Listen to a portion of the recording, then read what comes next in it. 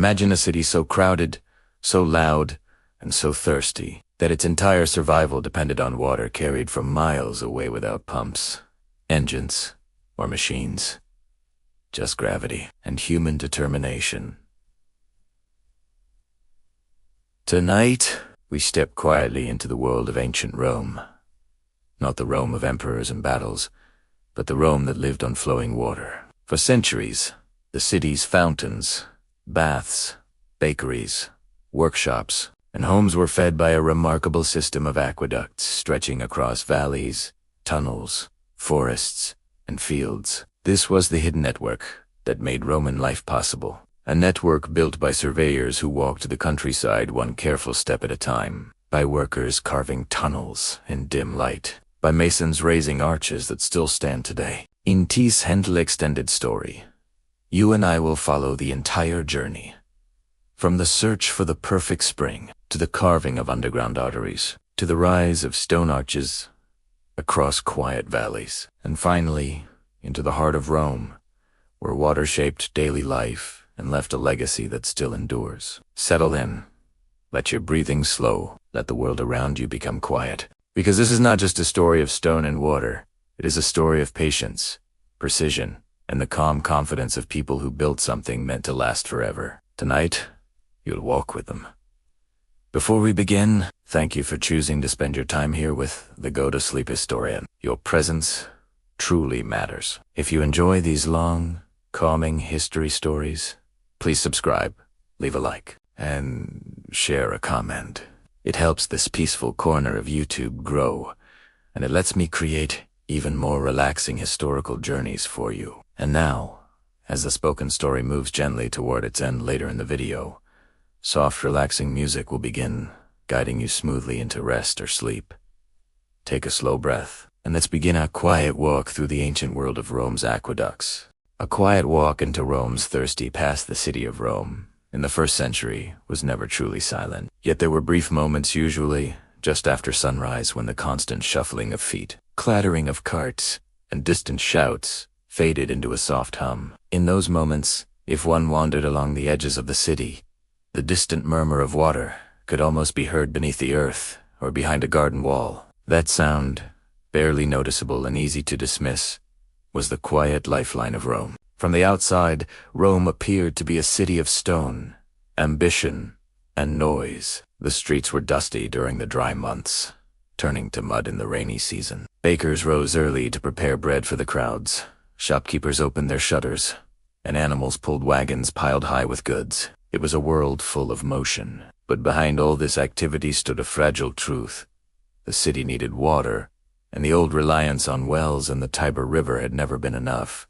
The Tiber itself was unpredictable. At times it offered a decent supply of water, but more often it was muddy, contaminated, and unsuitable for drinking. Wells dotting the city could run dry during the hottest months, leaving entire districts struggling. Rainwater cisterns helped, but rainfall varied, and Rome grew faster than those systems could sustain. In the earliest days, Romans managed with what they had, but as the population climbed, eventually reaching hundreds of thousands, water scarcity became an ever-present concern. Roman leaders understood that without a consistent supply of clean water, their growing capital could not function. The public baths, which had become central to social life, would close. Fountains would run dry.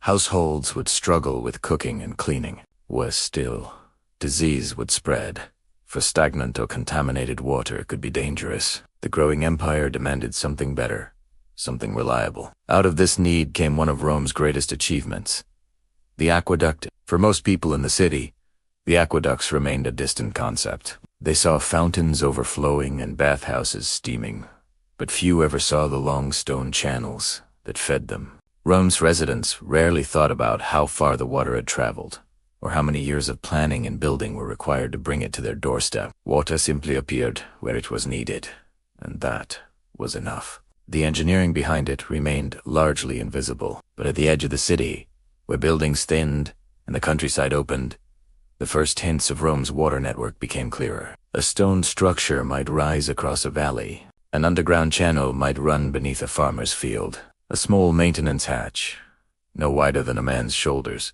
might sit in the middle of a lonely patch of grass. These clues, scattered across the landscape, hinted at a system far larger than anyone living in the city could fully imagine. It began not with stone arches, but with quiet observation. Long before any construction started, Roman engineers and surveyors studied the land.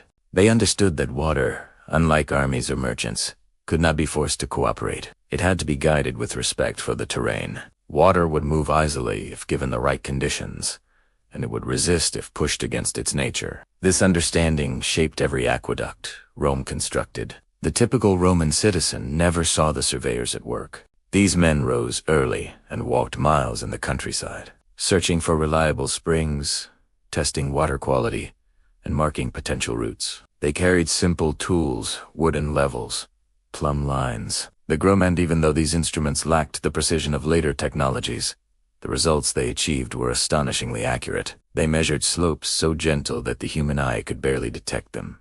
Yet those slopes kept water flowing for miles. As Rome grew wealthier and stronger, its leaders embraced aqueduct construction not only as a practical necessity, but also as a symbol of power. An aqueduct stretching across hillsides or arching above a valley sent a message.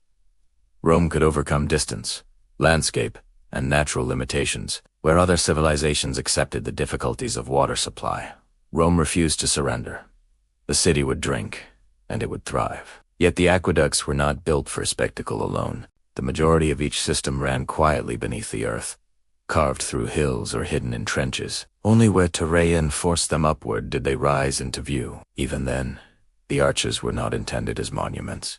They existed because the landscape left no alternative. That they became admired as architectural achievements was almost accidental. Still, the visual impact was undeniable. A traveler approaching Rome might see a long line of arches stretching across an open field, sunlight casting sharp shadows beneath each curve. To someone unfamiliar with Roman engineering, the aqueduct could appear mysterious or even intimidating. But to those who understood its purpose, it represented stability, foresight, and care for future generations. Within the city, citizens rarely considered the source of their water. When they filled a clay jar at a public fountain, they did not picture the distant spring that fed it. When they visited the bathhouse, they did not think about the workers who cleaned the channels or patched cracks in the stone. They simply trusted that water would appear, because it always had. The system's success relied on the quiet labor of engineers, stonemasons, diggers, and maintenance crews, people who would never be recognized in public ceremonies,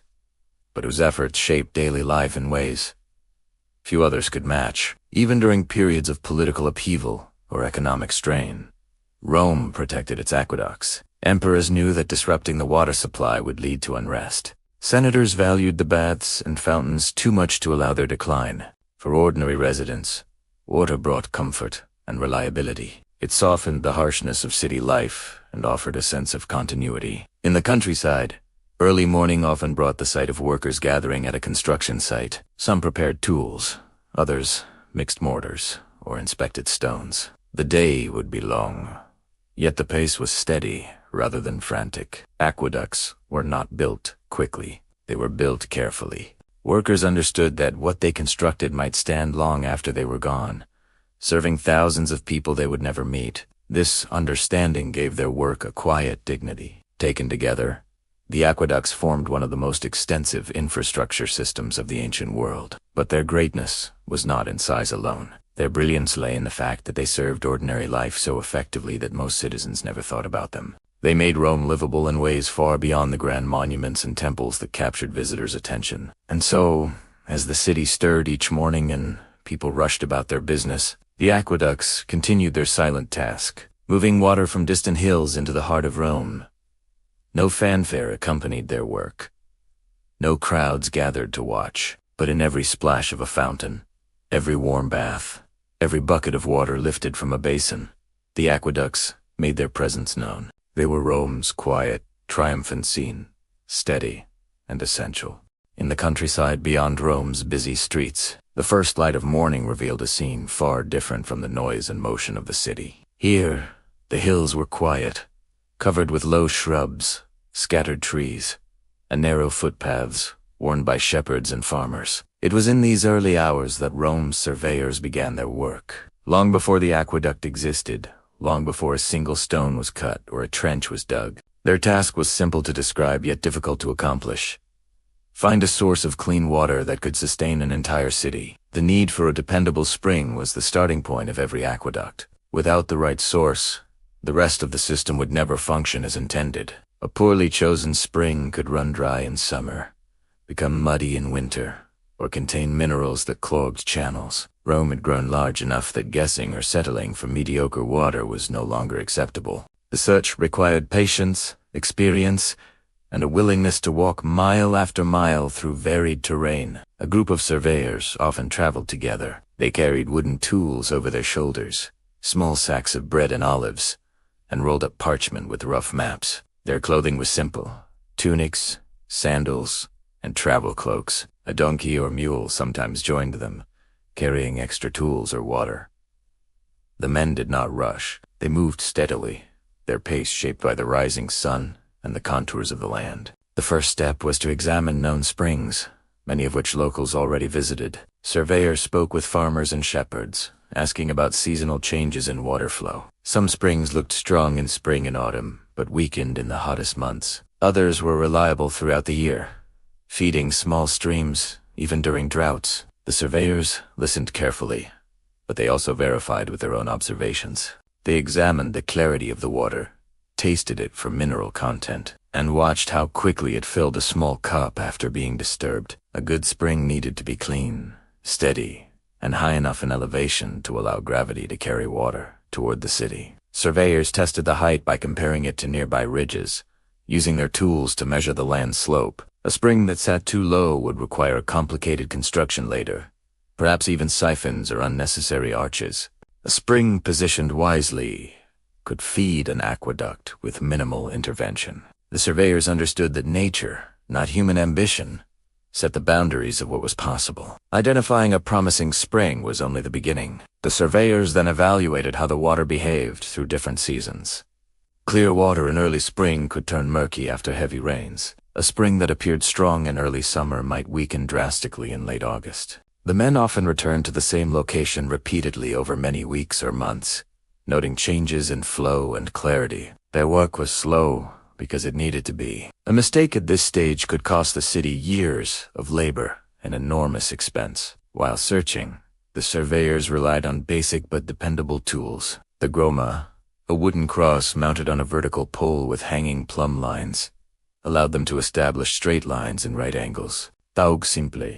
It was surprisingly effective. They used it to mark potential routes and ensure consistency. Correbates, a long wooden level with a narrow water-filled groove, helped determine whether the land sloped gently enough for water to flow. When placed carefully on the ground, the stillness of the water revealed even the smallest imbalance. The surveyors knew that water demanded a delicate slope, just enough for movement, never enough for turbulence. They checked this again and again, sometimes moving only a few feet before remet. Their progress across the landscape was slow, but each careful step prevented future problems. No one wanted a channel that flooded or stagnated. The aqueduct needed to maintain a consistent flow for decades, even centuries. During breaks, the team often gathered under a tree or along a small ridge to rest. Exchanges between them were simple and practical. One commented on the steadiness of a spring. Another pointed out difficulties in the terrain ahead. A third reviewed earlier measurements.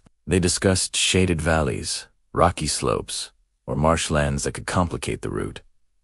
Their conversations reflected experience, not guesswork. Each man understood the importance of the task before him. When a spring seemed ideal, the surveyors began marking the surrounding area. They used small wooden stakes, bits of charcoal, or piles of stones to note the primary points where the water source might be connected to the larger system. They sketched rough outlines on parchment, the direction of flow, nearby hills, and obstacles such as ravines or thick vegetation.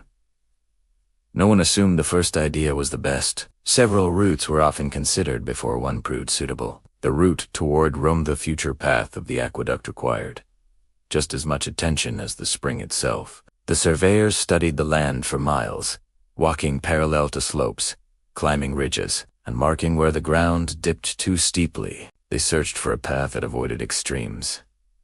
Not too steep, not too flat. Water would follow the gradient they set, and once the channel was built, adjusting it would be nearly impossible. They avoided marshy areas that could undermine foundations. They avoided unstable slopes where landslides might occur. Canyons and deep valleys presented challenges, though not insurmountable ones. Whenever possible, the surveyors chose routes that required minimal construction paths, where the aqueduct could remain underground or run at ground level. Arches and bridges would come only where absolutely necessary. Every additional feature increased cost, labor, and risk. Sometimes the surveyors encountered landowners who were less than enthusiastic about having a public waterway cross their property. Negotiations occurred quietly. Some owners cooperated easily, understanding the importance of the work. Others hesitated or demanded compensation. Skilled administrators or local officials often accompanied the surveyors to ease discussions. Rome preferred diplomacy over conflict when dealing with its own citizens,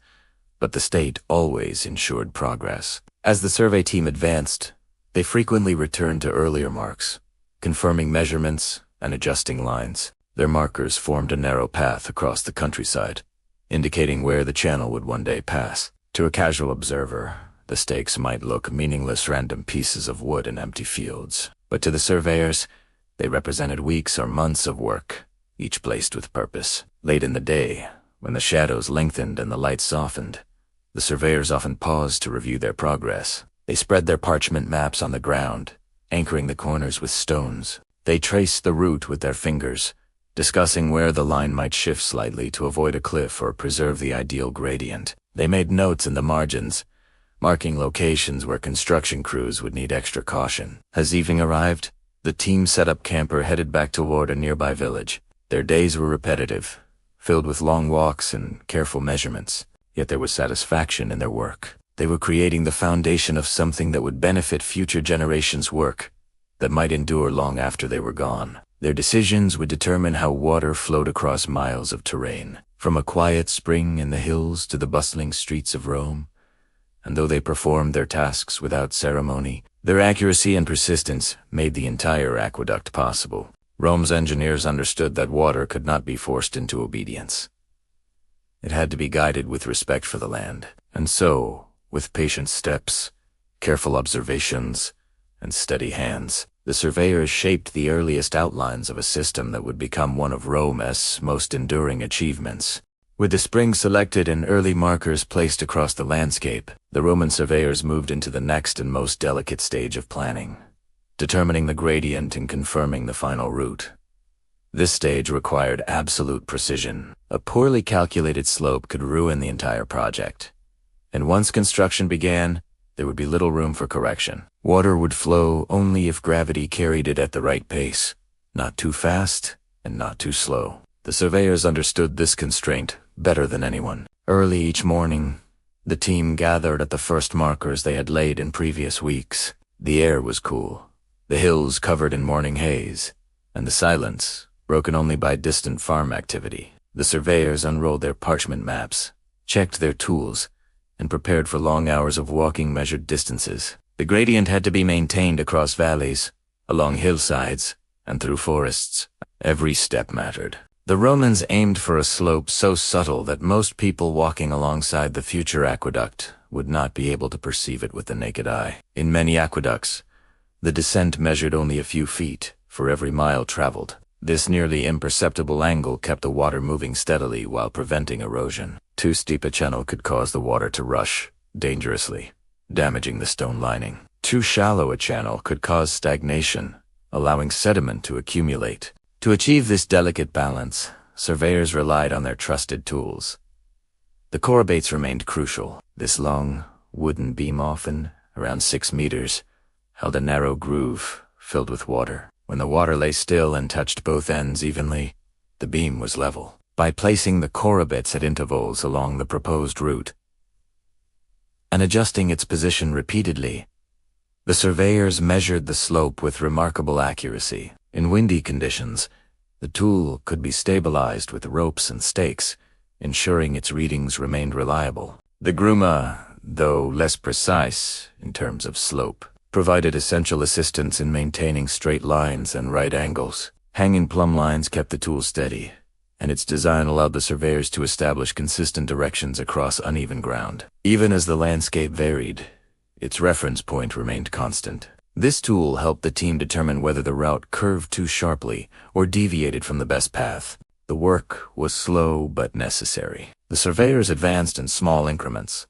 often stopping after only a few paces to reassess the gradient. One man carried the corbets, another knelt to observe the water's level, and a third recorded the results on parchment. Others scouted ahead, checking for obstacles such as ravines, thick vegetation, steep slopes, or unstable soil. Every decision had to account for the land's natural features. Occasionally disagreements arose among the surveyors. One might suggest shifting the route slightly to avoid a troublesome patch of rocky ground. Another might argue that this adjustment would make the slope too steep. A third would propose an alternative path altogether, insisting that it offered better long-term stability. These discussions rarely escalated into conflict. Instead, they reflected the seriousness of the task. Each man understood that their combined expertise not any individual judgment would determine the aqueduct's success. As they worked ahead, they left a trail of wooden stakes marking the precise line the channel would follow. These stakes formed a thin,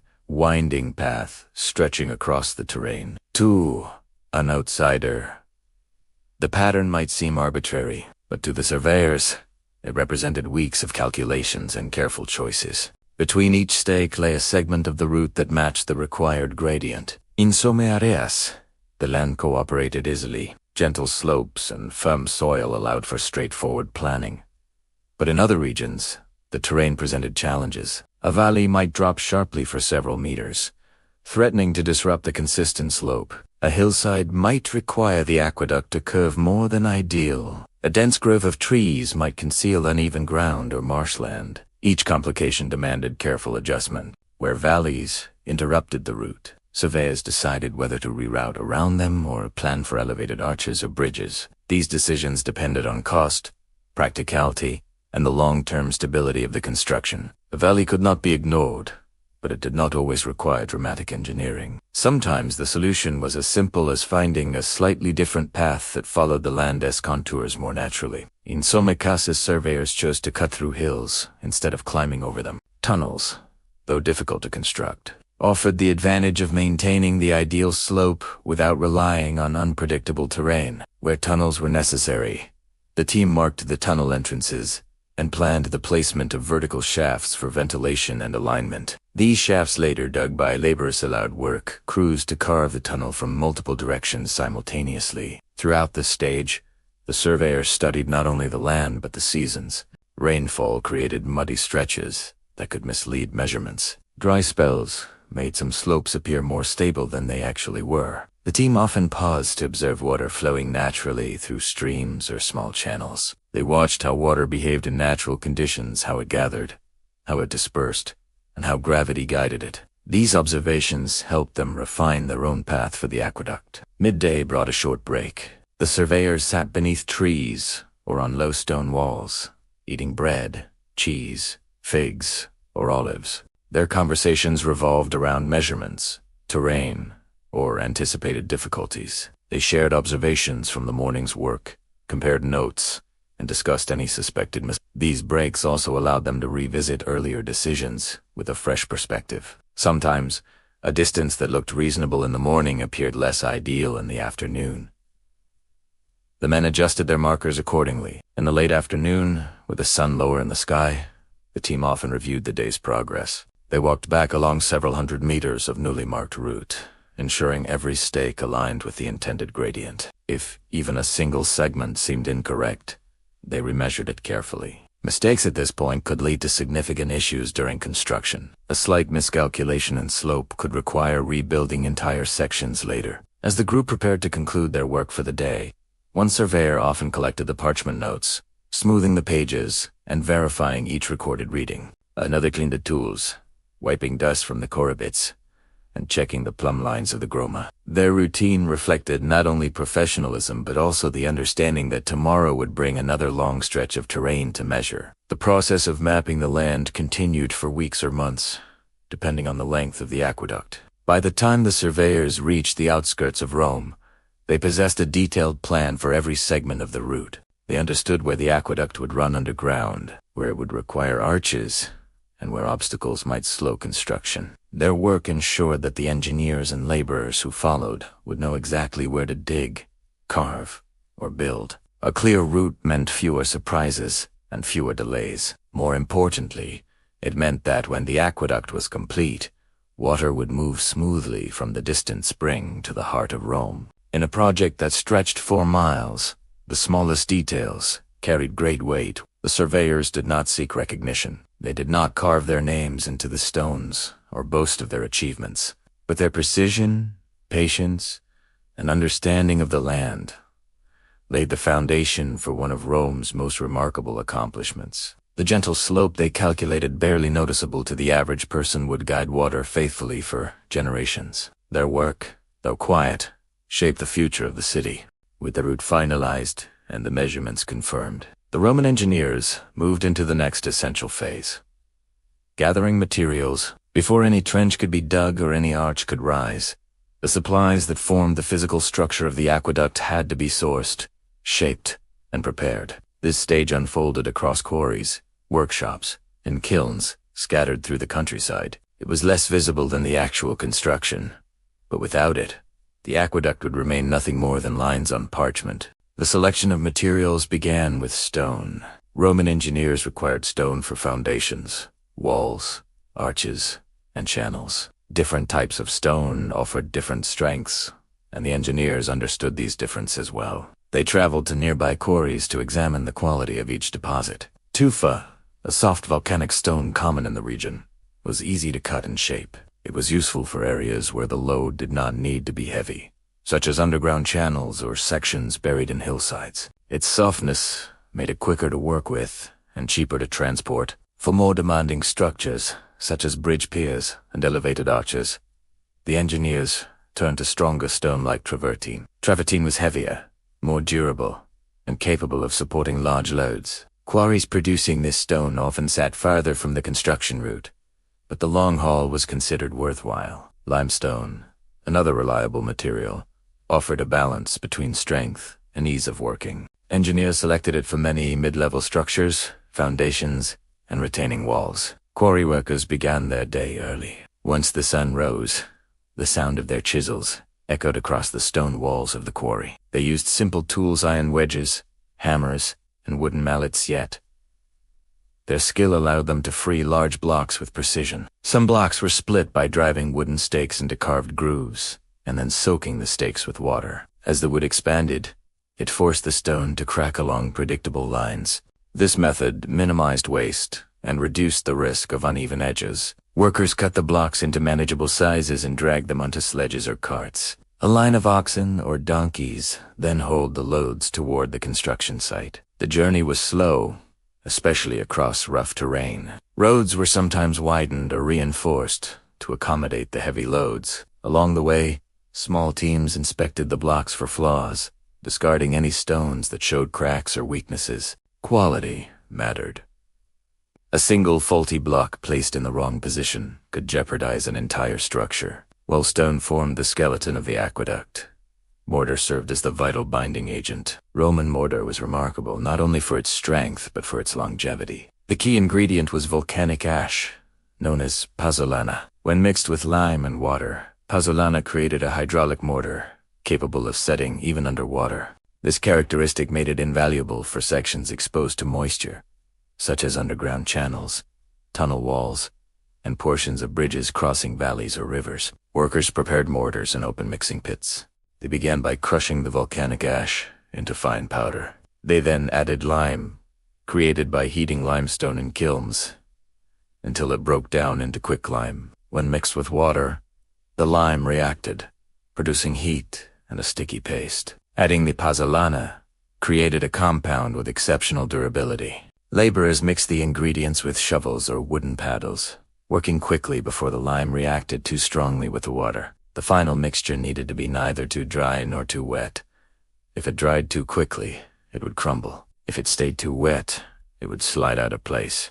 Experienced workers judged the correct consistency by touch rather than measurement. Once mixed, the mortar was carried to masons in baskets or wooden troughs. Throughout the day, teams monitored the pits, adding water or fresh ash as needed to maintain the proper balance. In addition to general mortar, the aqueduct required a specialized plaster for lining the channels. This plaster, called opus signinum, was made from crushed pottery or tiles mixed with lime. Workers broke discarded tiles into small fragments, ground them into a reddish powder, and mixed them into the lime mortar. This created a waterproof layer, ideal for the inner surfaces of the water channel. When applied correctly, opus signinum prevented leaks and protected the stone from continuous exposure to flowing water. Clay also played an essential role. Bricks, tiles, and small pipes were all fashioned from clay deposits found near riverbanks or wet lowlands. Clay workers dug the material by hand and shaped it using wooden molds. They laid the pieces out to dry in the sun before firing them in kilns. The firing process hardened the clay and made it more resistant to moisture. While bricks were used primarily for arches, walls, and vaults, tiles became part of the roofing for inspection pads or protective covers for exposed channels. Some specialized sections required lead or bronze pipes, especially for smaller urban connections or siphon systems. Lead workers melted the metal in shallow furnaces and poured it into long molds lined with sand. Once cooled, the pipes were inspected for cracks and trimmed to fit their intended joints. Although expensive and reserved for specific applications, these pipes played an important role in carrying water through difficult terrain or distributing it within the city. Wood provided the temporary yet essential framework for construction. Carpenters shaped beams, planks, and supports for scaffolding, centering frames, walkways, and ramps. They selected strong, straight-grained wood from forests in the hills. Transporting the timber required its own system of labor. Logs were dragged, pushed, or rolled downhill, then loaded onto carts for the final stretch. At construction sites, carpenters fitted the beams together carefully, creating sturdy platforms for masons to stand on while laying stone. Timber also supported the stone arches during construction. Before an arch was completed, a wooden frame shaped like the final curve held the stones in place. Masons laid each stone on this frame, working outward until meeting at the keystone. Once the keystone locked the arch, the wooden frame could be removed and reused elsewhere. Because these frames were crucial to the structural integrity of the arches during building, carpenters ensured they matched the exact dimensions required by the engineers. While gathering materials, engineers constantly balanced quality, availability, and transport. Bringing stone from farther away guaranteed durability, but increased the costs and effort. Using local clay for bricks reduced travel time but required careful selection to ensure the clay's strength. Timber, though abundant, had to be cut and seasoned properly to prevent warping. Mortar materials needed to be prepared close to the work site to avoid premature hardening. In supply yards near the construction zones, material piles grew steadily. Stone blocks were stacked by size, bricks were arranged in neat rows, and baskets of crushed ash sat ready for mixing. The smell of lime, timber, and fresh earth filled the air. Workers moved constantly, carrying tools, loading carts, or preparing materials for the next day. Despite the variety of tasks, the effort remained coordinated. Supervisors ensured that every team understood its role and that no group waited idle for missing supplies. By the time all materials were assembled, the construction site resembled a large, organized workshop. Piles of carefully cut stones stood next to barrels of mortars. Rows of bricks awaited transport. Wooden scaffolding pieces lay sorted by length. Every resource gathered during these weeks would support the structure that would soon stretch across the hills. The success of the aqueduct depended not only on Rome's engineering knowledge but also on the labor of countless workers, clay shapers, carpenters, masons, and haulers. Their combined efforts transformed raw materials into the components of a system that would define Roman infrastructure for centuries. Before the first trench was cut into the earth, the aqueduct already existed in the alignment of stone, mortar, and timber waiting patiently for assembly. Once, the materials were gathered and the route was marked with careful precision. The Roman builders turned their attention to the first major phase of physical construction, the underground channels. While towering arches would one day draw admiration, much of the aqueduct's true work happened unseen. Beneath fields, hillsides, and quiet stretches of countryside. The Romans carved a system of tunnels, trenches, and conduits that would guide water steadily toward the city. This hidden portion of the aqueduct formed its arteries silent, protected, and often overlooked by the people they served. Underground construction required patience, coordination, and an understanding of how soil, stone, and water interacted. The labor was demanding, but it kept the water sheltered from weather, contamination, and unnecessary exposure. The work began at the first marked section of the route. Crews of laborers arrived early, carrying picks, shovels, baskets, and simple iron tools. Overseers reviewed the measurements supplied by the surveyors and designated specific stretches where digging would begin. In many areas, trenches were the primary method. These trenches would later be lined with stone and mortar, forming the lower sections of the channel. The men started by cutting through the topsoil. Each shovel of earth was lifted into woven baskets, carried away by other workers. As the trench deepened, the soil grew denser or rockier, depending on the region. In soft ground, progress was steady, though it required shoring up the sides to prevent collapse. In harder areas, picks and chisels chipped away at stubborn stone, creating piles of rubble that needed clearing. For stretches that needed to pass beneath hills or through raised terrain, trenches alone were not practical. Instead, crews constructed tunnels. Tunneling was slower and more dangerous than open-air digging. Workers lowered themselves into narrow shafts, dug vertically into the hill. These shafts, known as putai, were placed at regular intervals and served several purposes. They provided access for workers, ventilation for smoke from lamps, and reference points to ensure the tunnel advanced in the correct direction and at the proper slope. At the bottom of each shaft, workers lit small oil lamps that cast dim, flickering light against the stone walls. The air was cool but stale, and the confined space amplified every scrape of iron against rock. Digging teams carved through the earth horizontally, aiming toward teams approaching from the next shaft. Their goal was to meet precisely in the middle. The coordination required for this was significant. Even a small misalignment could cause weeks of additional labor to correct. Despite the challenges, the workers progressed steadily. The sound of picks echoed through the shafts. Occasionally, the rock proved too dense, forcing crews to adjust their paths slightly without altering the gradient. In some rare cases, engineers instructed workers to widen or reinforce the tunnel if the natural stone seemed unstable.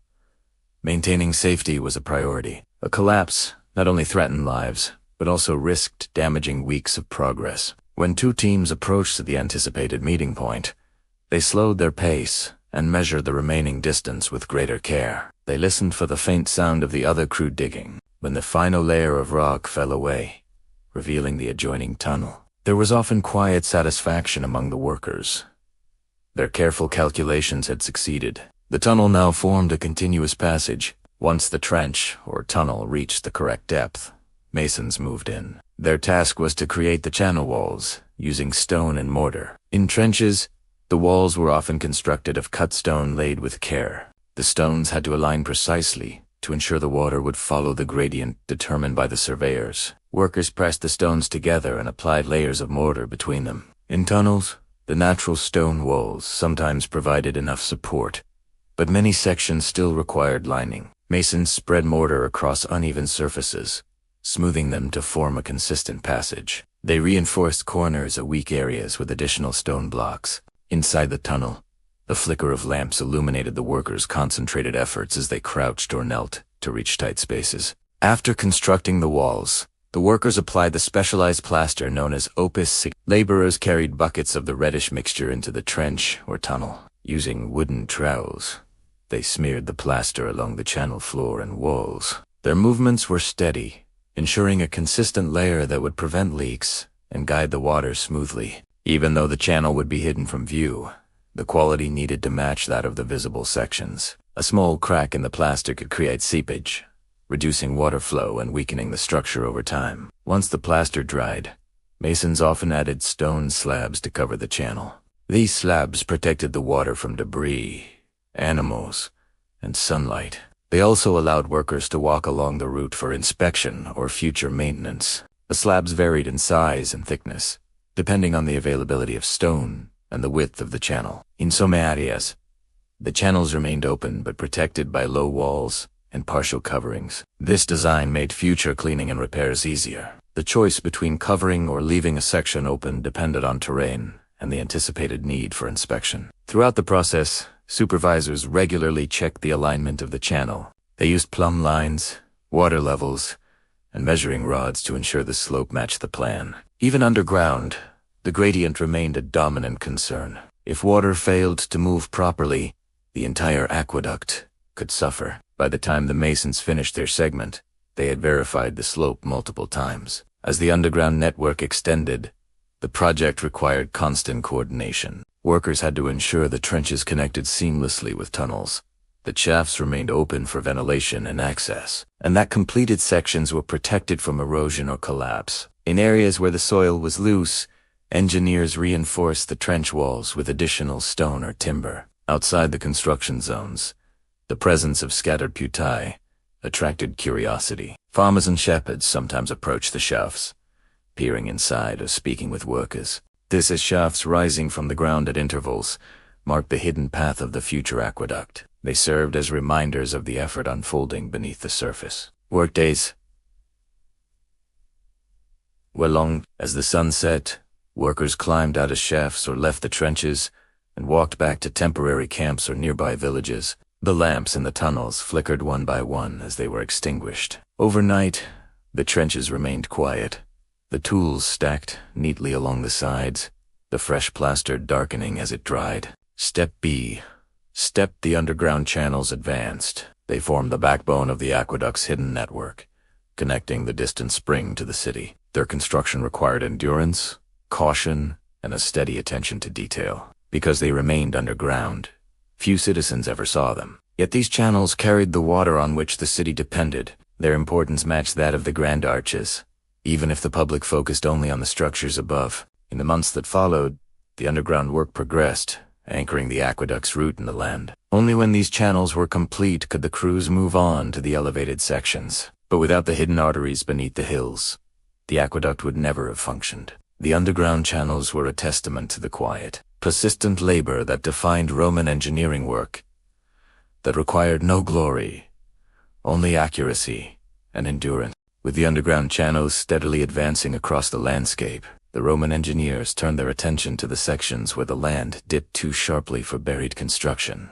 Valleys, shallow depressions, and uneven terrain required the aqueduct to rise above the ground. These elevated portions, supported by stone arches, would one day become the most visible and admired parts of the entire system. Yet to the workers and engineers of the time, they represented not beauty or monumentality, but necessity. The decision to use arches came after careful consideration of terrain and gradient. If the land fell too quickly, the aqueduct needed support to maintain the precise slope established by the surveyors. Building up the ground with earthworks was an option in some places, but in deep or wide valleys, this method was impractical. Instead, engineers designed piers, vertical stone columns and arches to carry the water channel across the landscape at the required height. Each arch began with a foundation. Workers arrived at the valley floor with tools, stakes, and measuring lines. They marked the exact points where the piers would stand.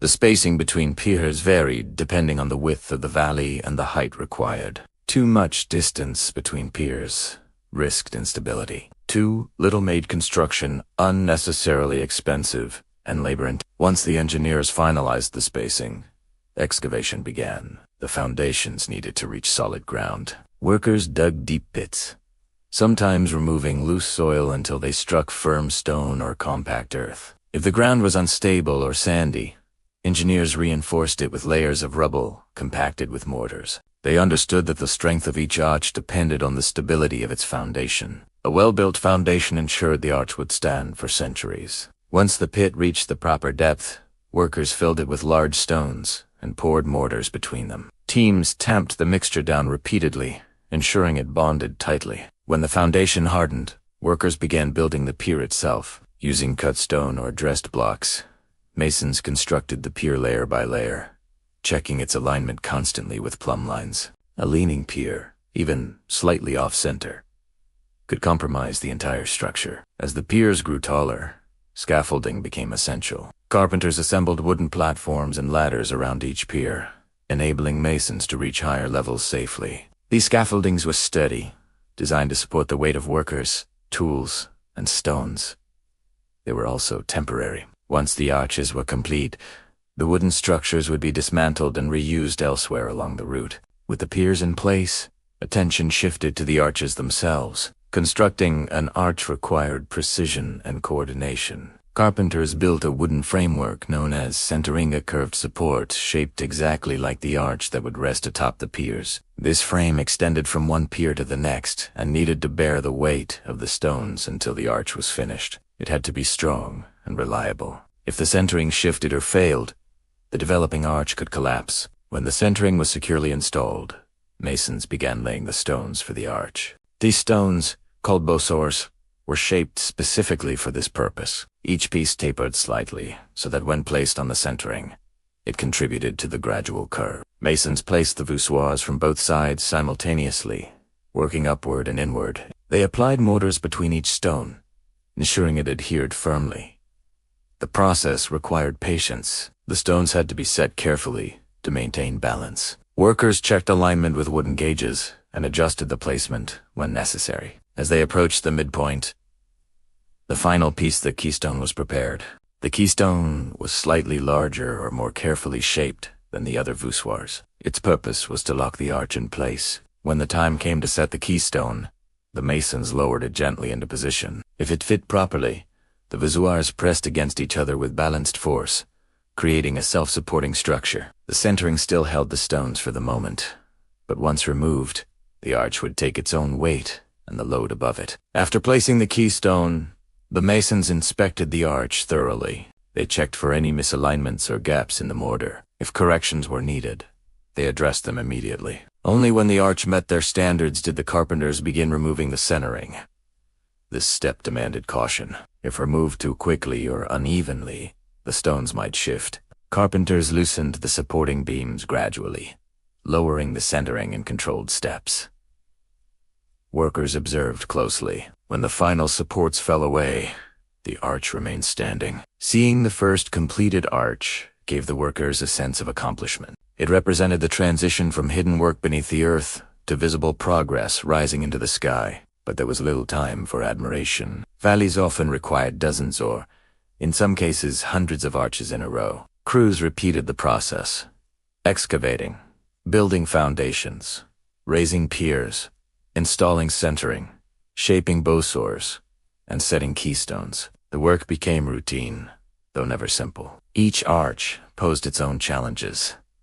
Some piers stood taller than others due to uneven ground. Some valleys widened unexpectedly. In a few locations, engineers added a second or even third tier of arches above the first, creating multi-level structures that carried the channel high above the valley floor. Multi-tiered arches demanded even greater care. Lower piers needed to support not only their own arches, but the additional weight of the upper levels. Engineers used stronger stones for the lower tiers and lighter materials for the upper ones. They also adjusted the width and thickness of the piers to handle the increased load. Despite these challenges, the Romans found ways to maintain structural stability, allowing the aqueduct to rise gracefully across challenging terrain. On the uppermost level of the completed arches, workers constructed the channel the Spicus where the water would eventually flow. As with underground sections, they lined it with stone and opus sig. They also built low walls or vaults to protect the water from wind, sunlight, and debris. Along one side,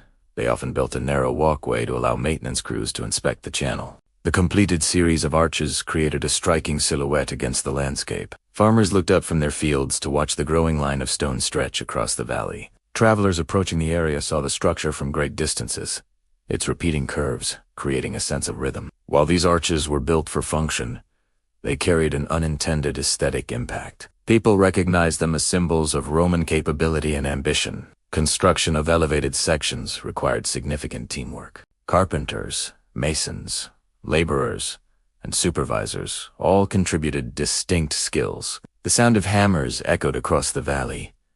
Dust rose as stone blocks were cut and shaped. The clatter of tools and the creak of timber scaffolding filled the air. Workers communicated through gestures, shouts, and routine familiarity. Each person understood their role and how their efforts supported the larger goal. Despite the intense labor, workers maintained steady progress. Seasonal conditions influenced their pace. During dry months, the work proceeded more easily. Rain made the valley floor muddy and slippery, complicating transport and foundation preparation. In colder climates, mortar required more time to set. Engineers adapted their schedules accordingly, ensuring safety and consistency remained priorities. When an entire valley's arches finally stood complete, the transformation was remarkable. The once open stretch of land now held a continuous stone pathway lifted high above the ground. The structure looked permanent, as if it belonged to the landscape. The arches cast long shadows at dusk, creating alternating bands of light and shade across the valley. Yet the Romans did not dwell on the visual impact. For them, the arches represented a practical solution. They needed the aqueduct to maintain its gradient, and the arches accomplished that goal. Beauty was a byproduct, not an objective. Still, these elevated sections later became the most admired remnants of Roman engineering. Long after the workers left, and centuries after the aqueducts served their original purpose, these arches remained standing. They weathered storms, earthquakes, and the passage of time. In many regions, they became landmarks as silent witnesses to the engineering discipline that once guided water to a growing city. The construction of the arches marked a turning point in the aqueduct's progress. With both underground and elevated routes taking shape, the system moved closer to completion. Ahead lay the task of finishing the water channel, ensuring its durability, and preparing it for the final flow. With the tunnels carved, trenches shaped, and arches rising steadily across valleys, the aqueduct's skeleton was nearly complete. But before water could flow from the distant spring to the heart of Rome, the most important part of the system needed to be crafted.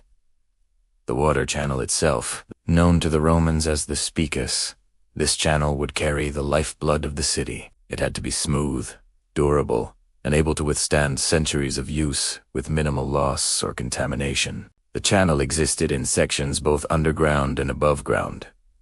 In tunnels, it ran through stone-lined passages. On arches, it rested atop the elevated structure. In open ground, it sat in carefully constructed trenches. No matter its location, the channel had one critical requirement: it had to remain intact and watertight along its entire length. Building the channel began once the structural base was ready. Engineers inspected each segment to ensure the gradient set by the surveyors was still accurate. Any deviation, even by a small margin, could cause trouble later. If water accumulated in a low spot, sediment buildup would follow. If the slope was too steep, water might flow too quickly, eroding the channel or spilling over the edges. After confirming the gradient, masons prepared to shape the channel walls and floor. The typical channel varied in width and height depending on the aqueduct's size and purpose. Many channels were around 1 meter high and half a meter wide, just large enough for a maintenance worker to crouch or crawl through if needed. In high-capacity aqueducts, the channel could be significantly larger. Regardless of size, the general design remained consistent.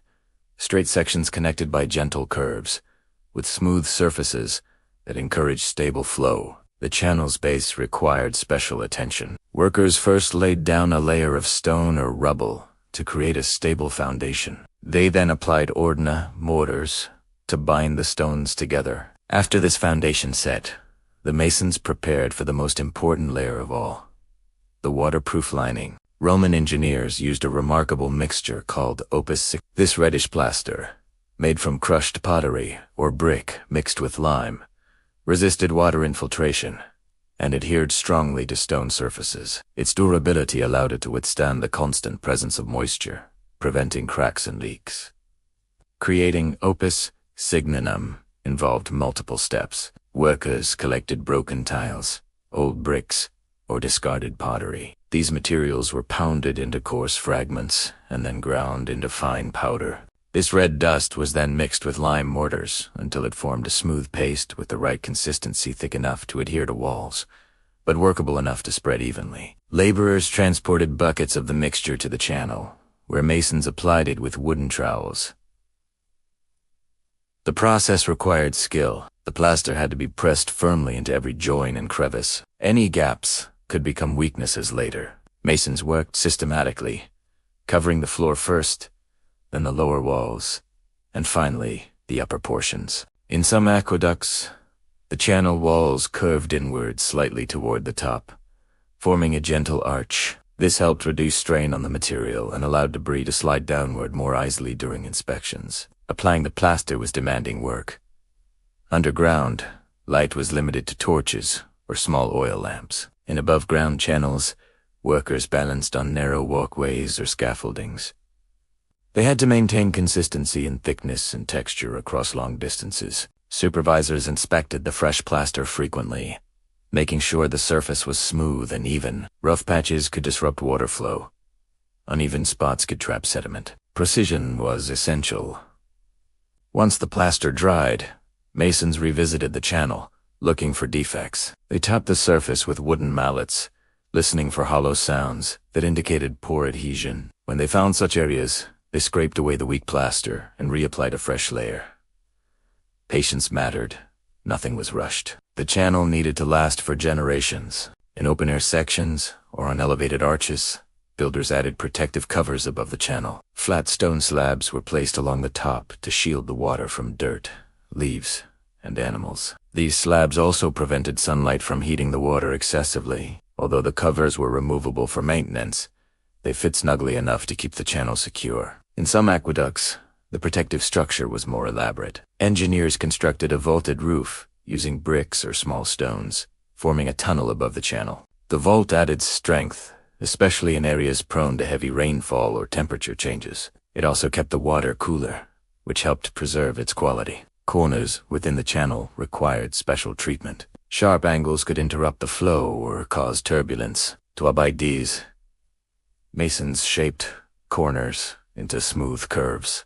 The water thus followed a continuous path without sudden shifts. This attention to detail reflected the Romans' understanding of how water behaved in confined spaces. They knew that nature followed predictable rules, and they designed accordingly. At certain intervals, the channel included settling basins, mole-widened sections that allowed heavier particles to sink before the water continued downstream. These basins made maintenance easier by collecting sediment in one place. Workers could access the basins through small openings or shafts and remove the accumulated debris. In longer aqueducts, inspection shafts were integrated into the channel at regular distances. These shafts, often vertical openings covered with stone lids, allowed maintenance crews to check for blockages, leaks, or structural issues. The shafts also provided ventilation, preventing stale air from building up in the enclosed sections. Once the lining was complete, the channel was tested. Workers poured water into a section and observed how it moved. They looked for signs of uneven flow or leakage.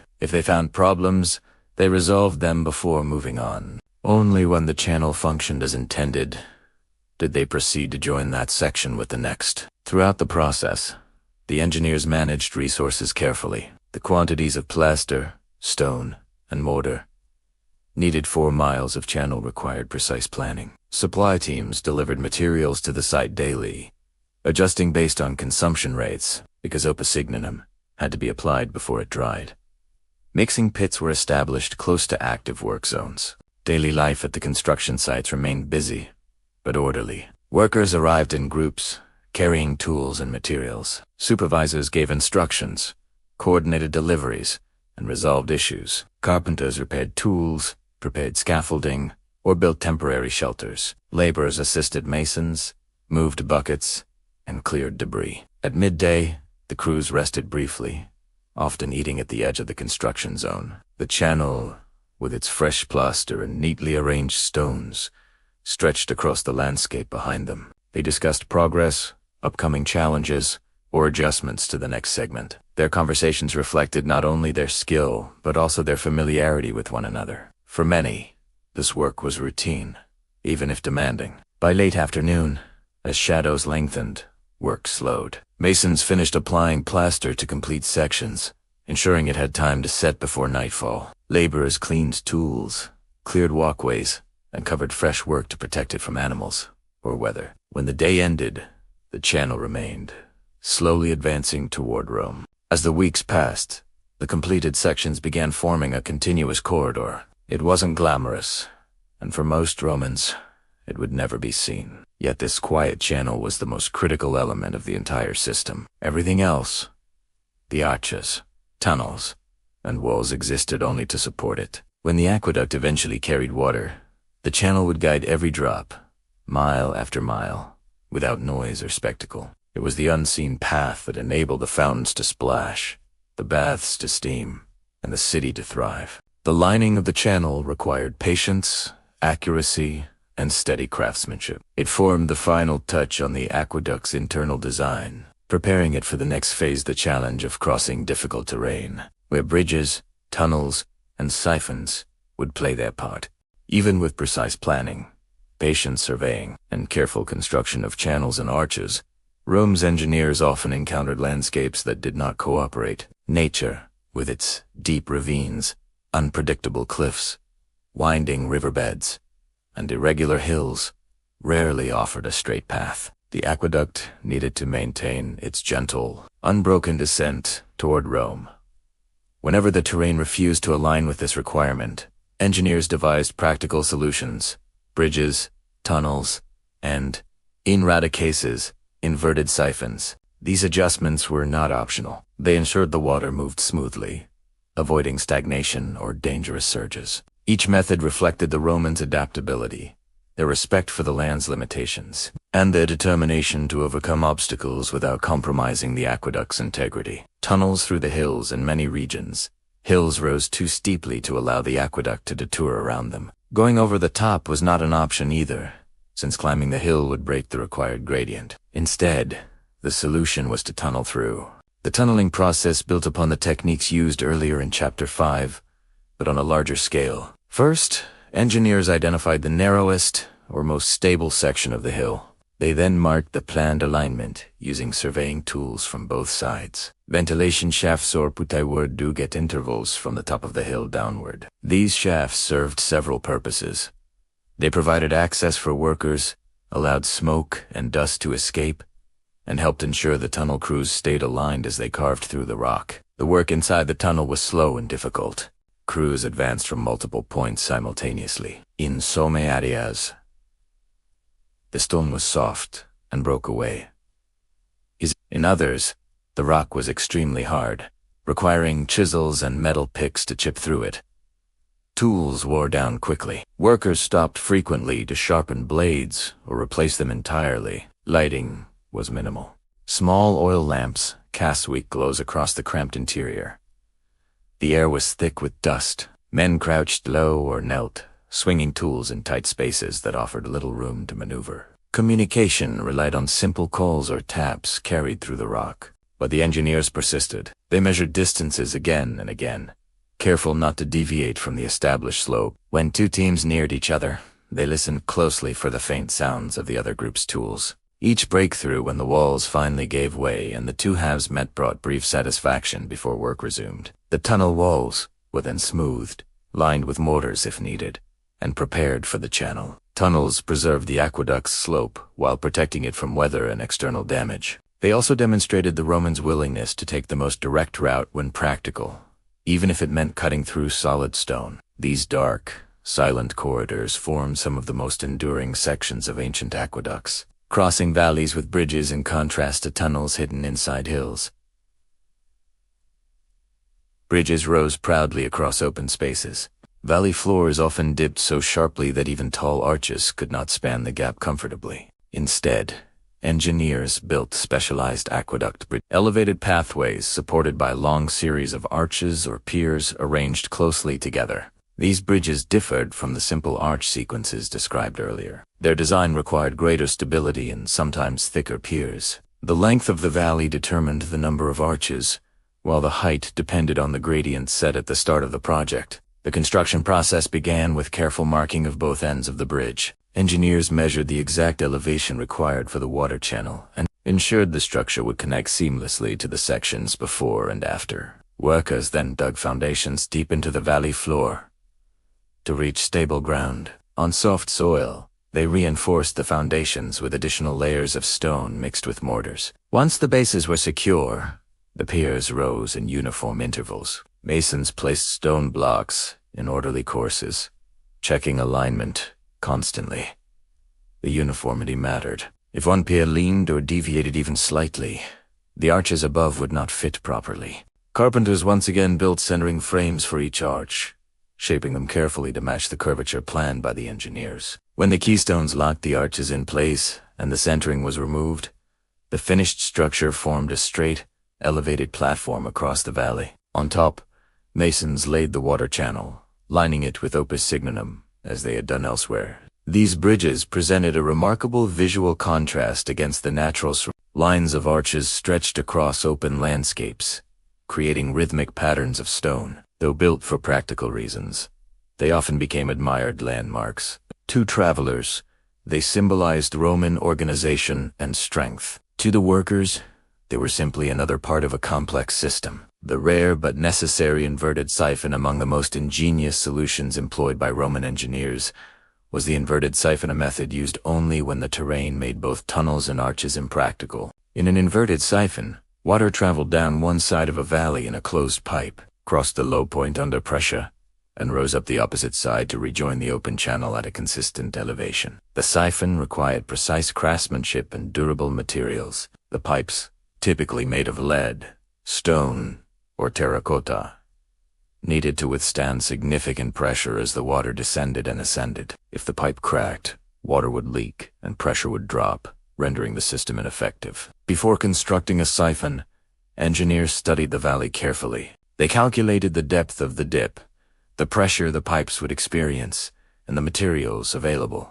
Then they designed a system of pipes connected with carefully sealed joints. In some siphons, the pipes rested inside a stone trench for added protection. In others, they were suspended on short arches, known as venter bridges, which supported the burden and allowed inspection. Workers melted lead in shallow furnaces, poured it into molds, and cooled it into long tubes. They then connected these tubes with metal bands or collars, sealing the joints with molten lead or pitch. The installation process required precision, as even minor misalignment could cause leaks under pressure. Siphons demanded significantly more maintenance than open channels or tunnels. Because the water was under pressure, sediment could accumulate, or pipes could wear out faster. Inspectors had to examine joints regularly and replace damaged sections promptly. For these reasons, siphons were used sparingly and only when the terrain left no other reasonable choice. Still, when employed correctly, they showcased a level of engineering sophistication that few civilizations of the time could match. Adapting to nature's challenges, whether constructing bridges, carving tunnels, or installing siphons, the engineers constantly adapted to the land. They understood that forcing nature to bend too far was impractical. Instead, they shaped the aqueduct to follow natural contours whenever possible, intervening only when necessary to maintain the essential slope. Throughout this phase of construction, workers spread across vast distances. Some hammered stone inside tunnels. Others moved heavy blocks across rough terrain. Crews shaped lead pipes, built scaffolding, or prepared mortars. Supervisors traveled frequently along the route, ensuring each team met its targets and maintained quality standards. At midday, workers gathered under trees, beside piers, or near tunnel entrances. They discussed progress, debated upcoming challenges, and reviewed instructions. Their work required both physical effort and constant coordination. The aqueduct was not a single structure, but a chain of interconnected parts, each relying on the accuracy of the others, over months and years. These adjustments to the terrain allowed the aqueduct to advance steadily toward Rome. With every bridge completed, every tunnel aligned, and every siphon sealed, the path became clearer. By the time engineers finished this phase, the aqueduct had crossed ravines, pierced hillsides, and bridged valleys. Nature had resisted the straight path, but the Romans found ways to guide the water regardless. Their solutions were practical, durable, and efficient traits that defined the entire Roman approach to engineering. Now that the path was fully shaped and secured, the next great milestone approached. The first flow of water that would test every channel, joint, and arch along the route. After years of planning, digging, building, and adjusting to the terrain, the aqueduct finally stood complete from the distant spring to the outskirts of Rome. Every trench, tunnel, arch, channel, and junction had been inspected, reinforced, and cleaned. Workers had walked the length of the aqueduct repeatedly, ensuring that no section showed cracks, loose stones, or clogged passages. Now came the moment that everyone, engineers, surveyors, laborers, and supervisors had anticipated from the beginning. The first release of water into the system. The test had to be done carefully. Even with flawless construction, an aqueduct behaved differently once water entered it. Pressure changed. Sediment shifted. Sections that looked perfect when dry sometimes revealed weaknesses when wet. The engineers knew this phase required patience and close attention. They assembled teams at several key points along the route, near the spring intake, at the base of major arches, inside inspection shafts, and close to the end of the channel, before it reached the city. At these spring, workers opened the temporary barriers that had kept the water from entering the aqueduct. The spring's flow, once diverted into a holding basin during construction, now moved freely toward the newly prepared intake structure. The intake was a small but crucial building designed to filter out large debris and regulate how much water entered the channel. Screens, or stone grates, prevented leaves and loose vegetation from entering. Settling areas allowed sand or dirt to drop out before the water traveled farther. When the barriers were removed, the water began its slow journey. At first, it crept gently into the channel, filling the lower sections. Workers watched closely. They listened for unusual sounds, gurgles, splashes, or drips that might suggest leaks or blockages. The water deepened steadily, pressing against the plastered walls. If any weak areas existed, they would soon reveal themselves. Along the first stretch of the aqueduct, small teams stood ready.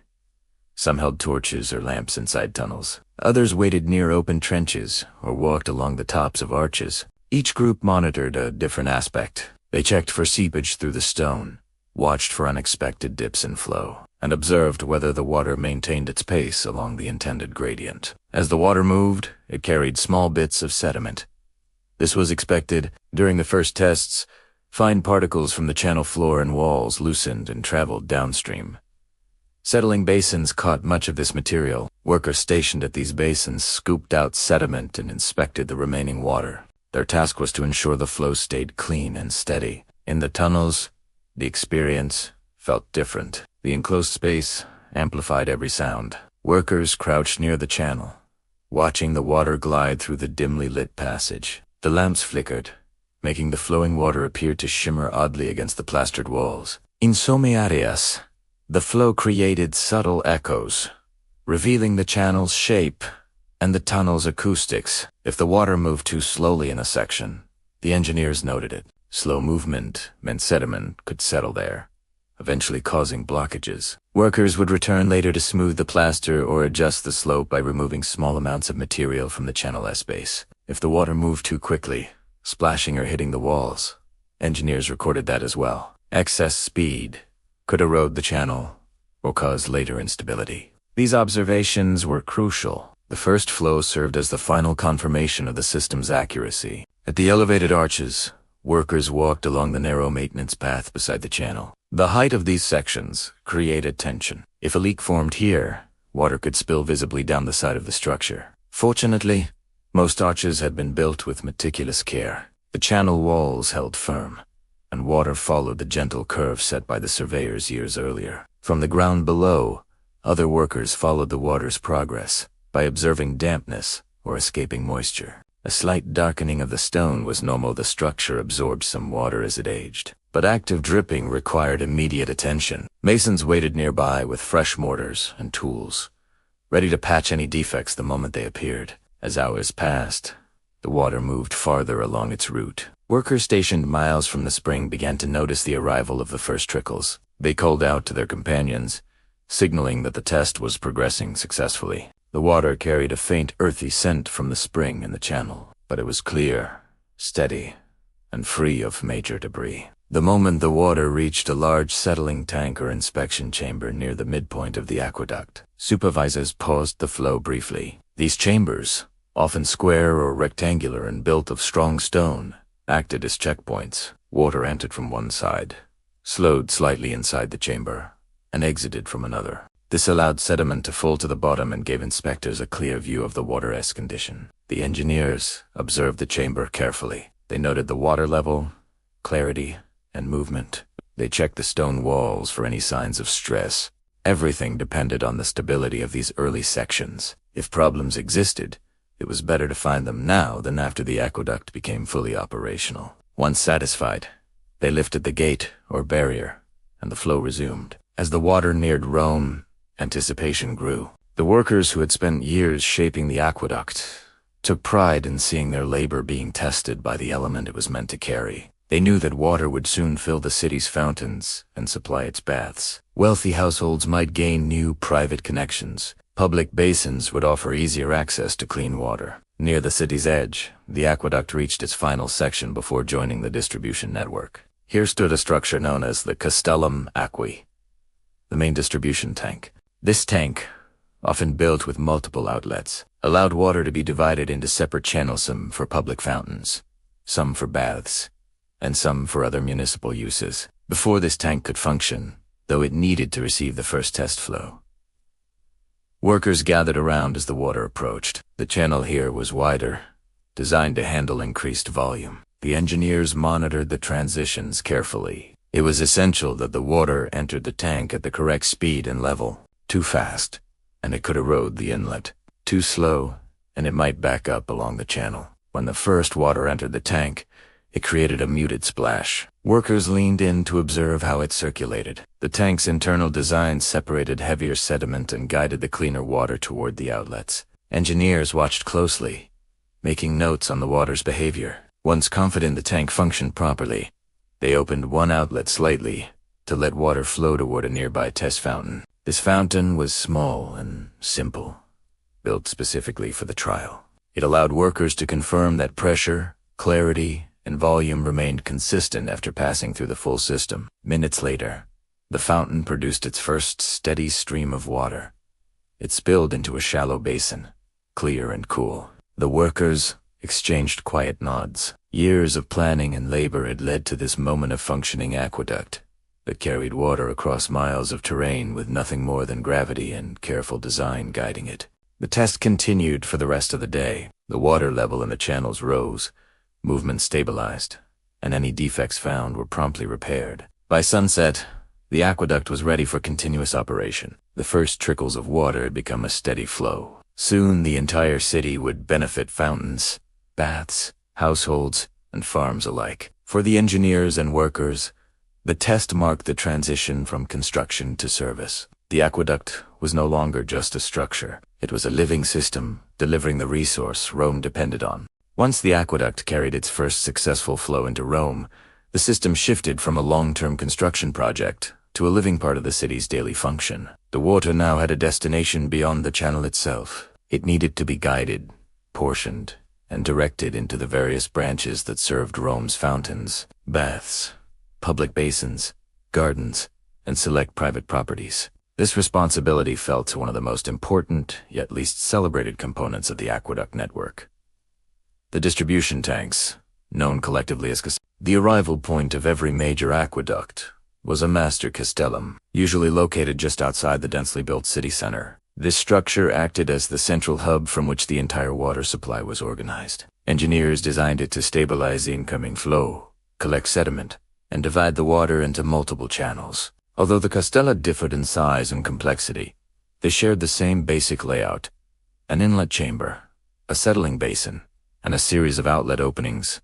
that carried water into secondary conduits. The master castellum was built of sturdy stone. Its walls were thick, and the interior compartments allowed for inspection and maintenance. The water entered quietly, often through a slightly elevated inlet to prevent sudden splashes or turbulence. Once inside, it slowed, allowing heavier particles to drop to the bottom.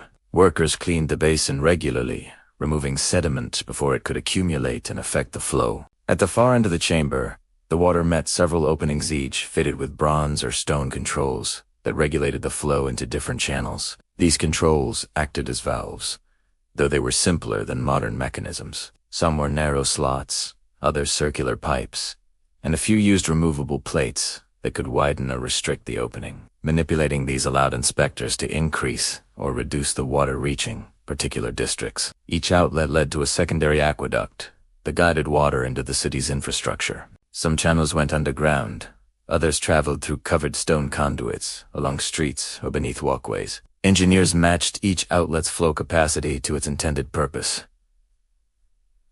Public fountains typically received generous portions. Bathhouses drew significant amounts, especially the larger complexes. Private houses received the least, and usually only after careful approval. From the master castellum, water spread through a network of smaller castella located throughout Rome. These intermediate distribution points ensured that pressure remained consistent and that distant areas still received a reliable flow.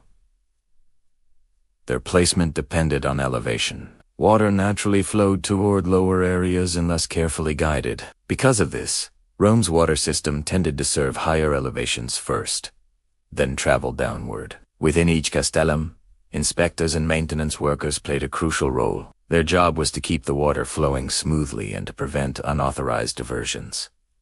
Water was a resource, and its distribution involved strict rules. Anyone attempting to tap into the system unlawfully faced penalties. Inspectors checked the fittings, monitored flow, and ensured private connections were legitimate and proportional to what had been approved. The daily routines of workers around the castella reflected the city's reliance on the aqueduct. At sunrise, maintenance crews arrived to check sediment levels, inspect walls, and clear debris. They examined each outlet to ensure it remained unobstructed. If a pipe or channel showed signs of blockage, workers addressed the problem quickly, scraping or flushing the conduit. Sometimes, they temporarily restricted the flow to divert water into another channel while repairs took place. The movement of water through this system shaped life in the city. Fountains, for example, were gathering points, designed not only for decoration but also for public access. They provided steady, clean water for daily use. Residents filled jars, washed small items, or simply enjoyed the sight of flowing water. The fountains depended entirely on the castella to regulate pressure. Too much flow could overwhelm a basin. Too little would leave it dry. Bathhouses, another major recipient, demanded careful attention. Large complexes such as the Baths of Agrippa or the Baths of Caracalla required thousands of liters of water each day. They needed hot, warm, and cold pools filled consistently. The system supplying these structures was intricate. Water entered storage tanks, then heated rooms, then spilled into pools at different temperatures. Managing these internal flows required both skilled workers and a stable supply from the castella. Even private connections, while limited, followed strict protocols. Only wealthy households could obtain direct access to the aqueduct, and a vent in their supply was measured. Pipes entering private homes were often stamped with official markings indicating their size and authorization. Inspectors checked these pipes periodically. If someone tried to enlarge a pipe or create a new branch without permission, they risked losing their connection entirely. The castella also served as a buffer against fluctuations. During heavy rain or seasonal changes in the spring's flow, the volume of incoming water could vary. The distribution tanks smoothed out these variations. By adjusting the outlets, inspectors ensured that the city still received predictable amounts. This consistency protected the infrastructure downstream, preventing sudden surges from damaging pipes or overflowing basins. Although the castella did not attract the same admiration as arches or monumental fountains, they played a pivotal role in maintaining the system's health. They were the managers of Rome's water, dispensing it steadily and reliably. Without them, even the most impressive aqueduct would have struggled to serve the population effectively. The physical appearance of the castella varied. Some were simple rectangular structures with a few compartments. Others featured decorative facades or inscriptions describing the aqueduct's origin or the emperor who commissioned it. Still others were partially underground, concealed from view but just as important as their more visible counterparts. Regardless of design, each castellum represented discipline and order. Inside the castella, conditions could be humid and dim. Light entered through high windows or small openings. Workers sometimes used lamps to inspect corners or lower sections. The sound of water echoing against stone was constanta, steady, controlled rhythm that contrasted with the chaotic noise of the city outside. The tanks were not places for public visitation, but functional spaces where few except authorized workers ever entered. The organization of water flow had long-term implications for the city's development. Knowing that certain districts received more reliable water encouraged builders to construct bathhouses, gardens, or public spaces there. In other areas, The limited flow restricted such development. Water availability influenced where people lived, where businesses prospered, and how districts grew or declined. Without the castella, this coordinated distribution would have been impossible. Inspectors maintained detailed records. They tracked how much water each outlet distributed and how often maintenance occurred. These recordings allowed them to detect irregularities or inefficiencies early. If a fountain received less water than usual, inspectors checked for leaks along the route. If a bathhouse demanded more, they investigated why. Their constant oversight preserved the balance across the system. The castella formed the quiet center of Rome's water management. Though few citizens understood the complexity behind their daily access to water, they benefited from it constantly. Children splashed at fountains. Workers washed dust from their hands. Merchants kept stalls clean. Bathhouses welcomed crowds seeking relaxation after long days. All of this depended on the steady work of the castella and the people who operated them. Their efforts ensured that the aqueduct's flow, once a distant dream, now reached every corner of Rome where it was needed. The water they controlled flowed into the city's fabric, shaping daily routines, supporting public health, and reinforcing the empire's reputation for practical engineering. The castella did not proclaim grandeur, but they held the system together. They were the gatekeepers of the aqueduct, quiet, reliable, and indispensable. Once the aqueduct began delivering water consistently into Rome, its influence spread into every corner of daily life. What had once been a city dependent on wells and the unreliable Tiber now enjoyed a far more stable and abundant supply. The change was gradual at first, but as fountains flowed day after day and bathhouses filled on schedule, the presence of water reshaped how Romans lived, gathered, worked, and interacted with one another. The most visible impact appeared in the public fountains, scattered throughout the city.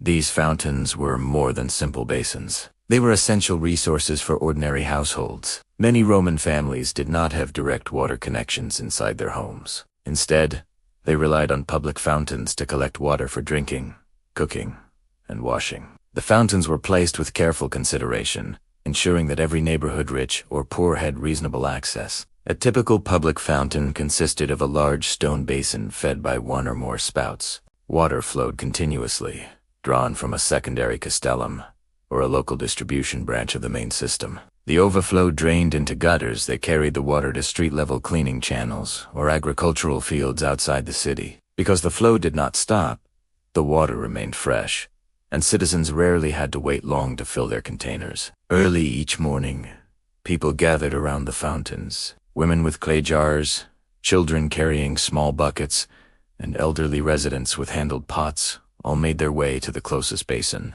They exchanged greetings, discussed neighborhood matters, and sometimes shared updates about market prices or incoming shipments at the docks. The fountains became informal gathering places, quiet hubs of social life woven into the daily rhythm of the city. Beyond the fountains, the bathhouses stood as some of the largest consumers of aqueduct water and, among the most influential institutions in Roman society, public baths were more than places to bathe. They served as centers for relaxation, exercise, conversation, and business. Wealthy Romans might still have private bathing rooms, but even many of them visited public baths to socialize or conduct affairs. These bathhouses depended heavily on the reliability of the aqueduct. They required large amounts of water, heated to various temperatures. Workers inside the baths managed complex systems of pipes, reservoirs, and furnaces to keep the pools functioning. Hut rooms used massive hearths to warm the floors and walls. Warm pools required consistent inflow and controlled circulation. Even the cold baths their separate chambers depended on steady and clean water arriving from the castella. As water flowed into the baths, slaves and attendants regulated it carefully. They opened channels that directed water into the caldarium, the hot pool, or into the frigidarium, the cold one. Steam hissed through the air as the hot water met large heated stones. Customers entered the rooms gradually, moving from warm to hot, then finally to cold pools, as part of the established bathing routine. This daily ritual, practiced by thousands, was only possible because the aqueduct provided a stable supply. Wastewater from the baths did not simply vanish. The Romans designed efficient drains to carry used water out of the buildings and into the city's sewer system. In some cases, the warm wastewater was reused for heating or cleaning before being released. The cycle reflected a level of organization and resource management that made Rome's public spaces functional and pleasant. Private homes, especially those belonging to wealthy families, also benefited from the aqueduct, while only a small portion of the population received direct pipe connections. Those who did enjoyed considerable convenience. Lido terracotta pipes, often stamped with official markings, delivered water to kitchens, gardens, or small ornamental fountains. A few grand villas included indoor baths or decorative pools. The presence of such luxuries signified wealth and status. In villa gardens, the aqueduct water nourished fruit trees, grapevines, and ornamental plants. Gardeners opened channels to flood certain areas or moisten flower beds. In larger estates located outside the main city, separate branches of the aqueducts sometimes supplied irrigation channels or fish ponds. These uses were not merely practical, they enhanced the atmosphere of Roman leisure spaces, offering shade, fragrance, and beauty. Workshops and industries also relied on the water system. Tanneries, laundries, dyeing establishments, and fulleries, where cloth was cleaned and processed, all used significant amounts of water. Their operations involved intensive soaking, rinsing, and boiling. A consistent flow from the aqueduct allowed these industries to expand and operate more efficiently. Workers in these trades valued the steady access to water as much as households and bathhouses did. The availability of water even shaped food preparation. Bakers used the water for dough and washing. Street vendors selling drinks or simple meals used it for cleaning utensils. Inns and eating houses needed it for cooking and serving travelers. A disruption in water flow could inconvenience entire sections of the city. With so many parts of urban life dependent on the aqueduct, Rome enforced strict rules regarding water use. Unauthorized tapping into the system was a serious offense. Inspectors, known as equerri, patrolled connections and pipes, ensuring that no one tried to divert water illegally. If a private citizen or business enlarged a pipe without permission, inspectors could shut off the connection and impose penalties. Records were kept showing which properties had authorized access and how much water they were allowed. These inspections were essential. Even small illegal diversions weakened the system and reduced flow to public services. In some cases, equerri uncovered hidden channels dug behind walls or beneath floors. When discovered, such unauthorized work was removed, and fines were imposed. The aqueduct system depended on discipline as much as engineering. Despite strict management, the presence of abundant water improved public health and helped maintain cleaner streets. Waste channels carried used water away from homes and businesses. Street cleaners used flowing water from nearby fountains or basins to wash thoroughfares. Dust settled more easily in areas where water flowed regularly. During festivals or large gatherings, increased water usage was expected. Bakers prepared more bread, inns filled with visitors, and bathhouses extended their hours. The aqueduct system accommodated these fluctuations, though inspectors often monitored the castella closely to ensure the supply remained balanced. The city's growth and energy were supported by the steady presence of water beneath and above its streets. Children learned early how to collect water safely, how to avoid contaminating public basins, and how to respect the shared resources. Families developed routines centered on visiting fountains at certain times of day or heading to bathhouses on specific afternoons. People adapted their daily habits to the flow of the aqueduct without ever fully realizing how much effort had gone into creating and maintaining it. The aqueduct's impact also spread beyond the immediate urban area. Farms and gardens on the outskirts benefited from small secondary channels that carried water into fields.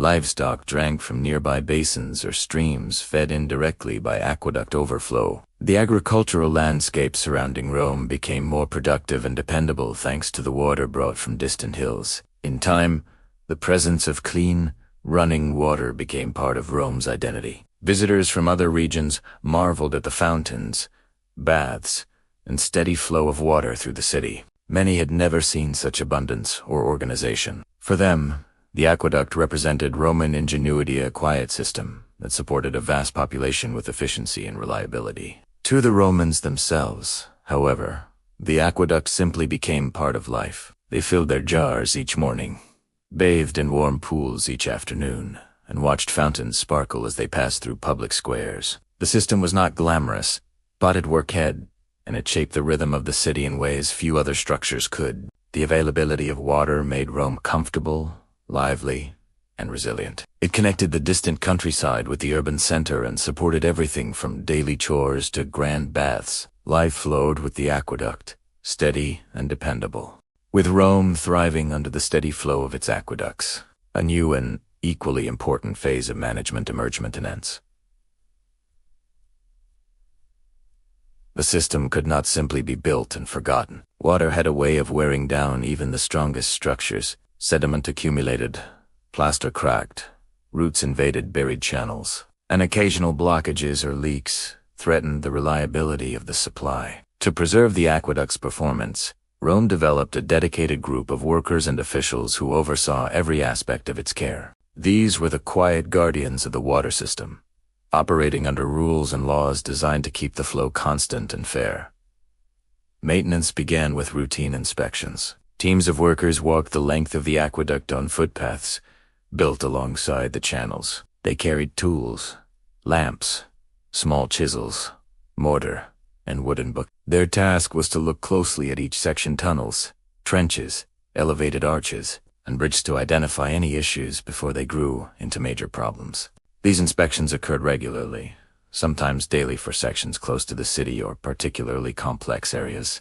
Inside tunnels, workers crouched low and moved slowly with oil lamps. They checked for cracks in the plaster, loose stones, or water seeping through the walls. If sediment had collected in certain areas, they used small tools to scrape it out and restore a smooth flow. Since these tunnels were narrow, only a few workers could enter at a time. Progress was steady but deliberate. Workers took turns, allowing fresh air to circulate before continuing deeper. On the elevated arches, inspections took place along the narrow maintenance paths. Workers balanced carefully as they observed the channels from above. They examined joins, checked the condition of protective covers, and noted any irregularities in the water's movement. When they spotted leaks marked by damp streaks or trickles down the stone, they signaled repair crews to address the problem. Repair work required skill. Masons mixed fresh mortar and applied new layers of plaster where needed. Carpenters replaced wooden covers or supports. If a stone slab had shifted or cracked,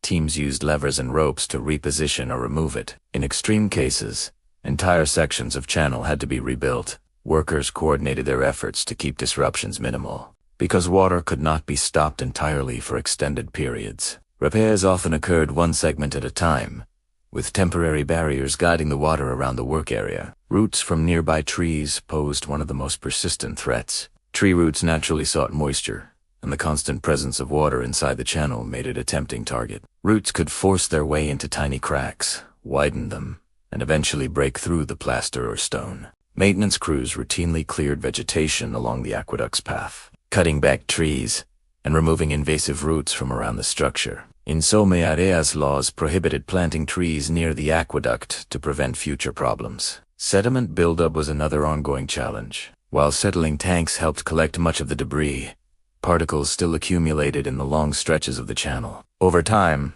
this could slow the flow and reduce the system's efficiency. Workers entered the channels through inspection shafts, scooping out sediment with buckets and flushing the remaining material with controlled water releases. These tasks were repetitive but essential. Without them, the entire system would gradually clog. Beyond practical maintenance, Rome established strict laws governing the use and protection of its aqueducts. These laws recognized that water was a vital public resource. Unauthorized tampering threatened not just infrastructure but the well-being of entire districts. As a result, the laws were detailed and enforced with considerable seriousness. One of the most important officials in this system was the curator aquarum, a high-ranking overseer appointed to supervise Rome's water supply. The curator held significant authority. He managed budgets, coordinated repairs, inspected castella, and ensured that water distribution remained balanced. Often assisted by experts and engineers, the curator reviewed reports from field workers and ordered immediate action when problems arose. Water law emphasized the difference between public and private rights. Public fountains and baths received priority access. These served the broader population and supported essential services. Private homes, no matter how wealthy, came second, even when granted permission for a private connection. The size of the pipe was regulated. Inspectors used measuring devices to confirm pipe dimensions. Pipes larger than authorized allowed more water to pass through and were considered theft. Illegal tapping into the aqueduct became a recurring issue, especially in growing neighborhoods. Some property owners attempted to dig secret channels beneath walls or mount unauthorized pipes to siphon water. In response, inspectors called a query conducted routine checks. They walked through alleys, into courtyards, and along external walls to search for suspicious fixtures. When they discovered illegal taps, they removed them and issued fines. In more severe cases, offenders could face legal action or lose future access. Maintaining clear access routes was also part of the law. Workers needed space to inspect and repair the aqueduct. Therefore, construction near the aqueduct's path was restricted. No structure could block maintenance paths or restrict airflow around tunnels. Property owners were not allowed to build over the aqueduct, plant trees too close, or obstruct inspection shafts. Violations resulted in penalties or forced demolition of obstructions. Natural disasters tested the strength of both the system and its guardians. Heavy rains could cause landslides that damaged tunnels.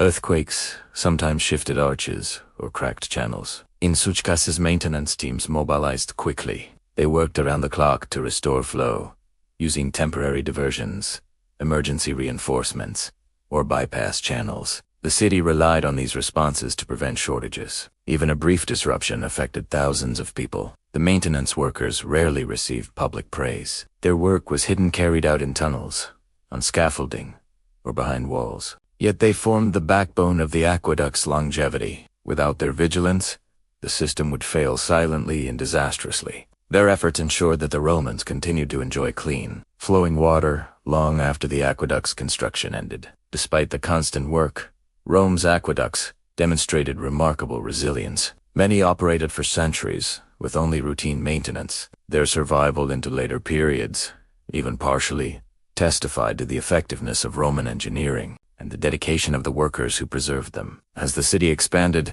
new branches connected additional neighborhoods. Each addition required careful alignment with existing systems. Engineers matched slopes, integrated new castella, and coordinated with inspectors to ensure proper flow. The aqueduct network evolved organically, growing as the city did, always in accordance with the laws and procedures that safeguarded it. For the citizens, the system's success meant stability. They rarely saw the workers who maintained the aqueduct. They did not witness the repairs at dawn or the clearing of sediment in the heat of afternoon. What they experienced was the result: fountains that continued to flow, baths that filled each day, and streets washed clean by water that seemed endless. Behind this apparent simplicity lay the constant effort of Rome's quiet guardians, whose diligence preserved one of the city's most essential achievements. Through their work and the laws that guided them, the aqueduct remained not only functional but a cornerstone of Roman life. No system endured without care, and in Rome, that care was continuous, disciplined, and deeply woven into the culture that depended on it. As the aqueduct system matured and became fully integrated into Rome's daily life, its influence extended far beyond the practical supply of water. Over time, the aqueducts shaped the city's identity, contributed to its economic strength, and stood as enduring symbols of Rome's ingenuity. Their impact continued long after the workers who built and maintained them had left the scene. The aqueducts became part of Rome's character, quiet, reliable structures that outlasted political changes, population shifts, and the slow turning of centuries. From the moment Rome embraced the concept of bringing water from distant springs, the city transformed. Before the aqueducts, life in Rome depended heavily on wells, cisterns, and the Tiber River. These sources were inconsistent and often polluted. The arrival of clean, flowing water elevated living conditions dramatically. Public health improved, as people no longer relied solely on stagnant or contaminated sources. Fountains provided safe drinking water. Bathhouses encouraged hygiene and social well-being. Streets became cleaner with regular washing and runoff. The aqueducts also bolstered Rome's economy. Industries that required large amounts of water, such as dyeing, fulling, tanning, milling, and metalworking, expanded with confidence. Reliable water gave workers the ability to operate. Mill wheels turned steadily, powering machines that supported shops and bakeries. Workshops grew more efficient, producing goods that fueled local markets and long-distance trade. As Rome's population increased, water demand rose with it. The aqueducts allowed the city to grow without overwhelming its resources. Neighborhoods expanded along planned routes, supported by access to fountains and basins. Engineers built additional branches of existing aqueducts to reach new districts. Each extension reflected a city confident in its infrastructure, capable of sustaining both rich and poor alike. Urban planning itself evolved because of the aqueducts. Architects designed new public buildings with water access in mind. Large bath complexes became centers of social life. Gardens, courtyards, and decorated fountains appeared more frequently in residential areas. Rome's leaders recognized that water not only served practical needs but improved quality of life, encouraged public gathering, and enhanced social cohesion. The aqueducts also held political significance. Emperors and officials often sponsored repairs, expansions, or new construction to demonstrate their commitment to public welfare. Inscriptions on castella and arches carried their names, reminding citizens of their contributions. Aqueducts became visible statements of stability and administrative competence. When a leader invested in water infrastructure, it signaled that the city was secure, prosperous, and well-managed. Even beyond Rome, the aqueduct system inspired admiration. Travelers from distant regions marveled at the sight of long rows of arches stretching across the countryside. They wrote accounts describing the engineering precision, the scale of construction, and the apparent ease with which water moved across vast distances. For many visitors, Rome's aqueducts symbolized the empire's mastery of order and practicality. They reflected a culture that understood how to blend human effort with natural forces. In rural areas near the aqueduct routes, the presence of flowing water offered its own advantages. Farmers benefited from runoff that irrigated fields. Small communities developed near maintenance stations or inspection sites. Workers and their families settled in nearby villages, creating stable support systems for ongoing repairs. The aqueduct's influence extended far beyond its physical boundaries, shaping local landscapes and communities. The true test of the aqueducts, however, came not in years, but in centuries. Rome faced periods of conflict, economic strain, disease, and political change. Through it all, the aqueducts continued to operate. Their resilience came from simple yet effective design relying on gravity rather than complex mechanics and from the continuous efforts of maintenance crews. Even when sections suffered damage, workers repaired them quickly, upholding the system's integrity. In later centuries, as the Roman Empire's central authority weakened, some aqueducts fell into neglect. Invaders occasionally cut channels to disrupt water supplies.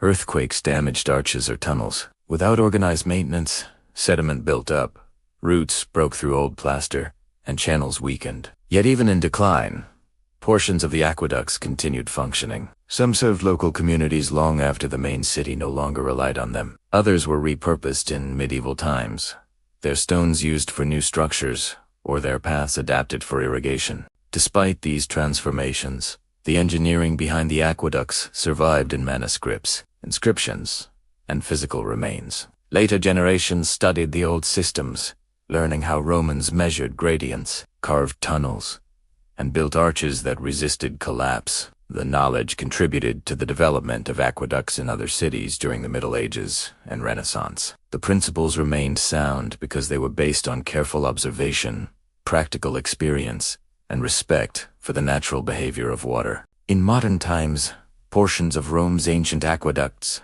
still stand some restored, others preserved as ruins. Their silhouettes mark the landscape, rising above fields or stretching alongside modern roads. People walk beneath the surviving arches, often unaware that these structures once carried the water that sustained an entire civilization. Many ruins have become iconic landmarks. They appear in paintings, photographs, and films, representing both the ingenuity of ancient engineers and the passage of time. The legacy of the aqueducts lies not only in their physical remains, but in their continued influence on engineering and urban planning. Modern water systems, though more complex, still rely on principles familiar to Roman engineers. Consistent slopes, strong materials, effective distribution networks, and regular maintenance. The Romans understood that water was both a resource and a responsibility. Their system might look simple compared to today's, but its longevity proves its effectiveness. For historians and engineers alike, the aqueducts offer lessons about problem cooperation and the endurance of thoughtful design. They remind us that great achievements often come from a combination of practical skill, patient labor, and long-term vision. Every tunnel carved, every arch raised, and every channel lined reflects the efforts of countless workers whose names history rarely records. The people of Rome, too, played a part in the aqueduct's legacy by using water wisely, respecting public resources, and maintaining systems through law and routine.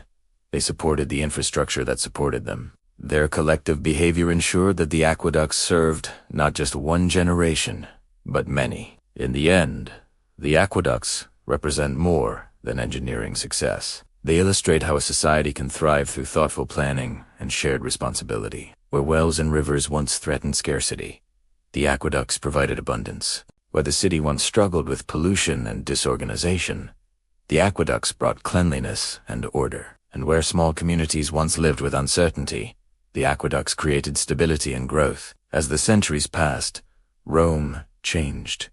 Empires rose and fell. Monuments crumbled, temples became ruins, and streets shifted with time. But the aqueducts, whether whole or broken, remained steady reminders of what the city once achieved. They allowed Rome to grow from a modest settlement into a vibrant metropolis.